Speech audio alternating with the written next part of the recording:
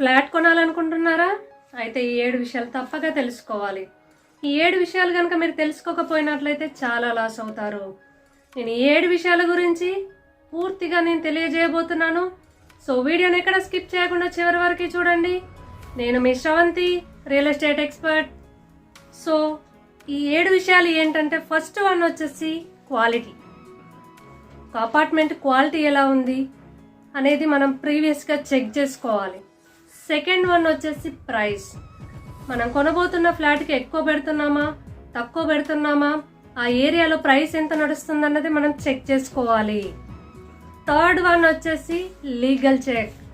Property లీగలా, ఇల్లీగలా అన్నది check చేసుకోవాలి. Fourth one వచ్చేసి ఫైర్ సేఫ్టీ. ఫైర్ యాక్సిడెంట్ అయినప్పుడు మనకి సేఫ్టీనా కాదా అన్నది చెక్ చేసుకోవాలి.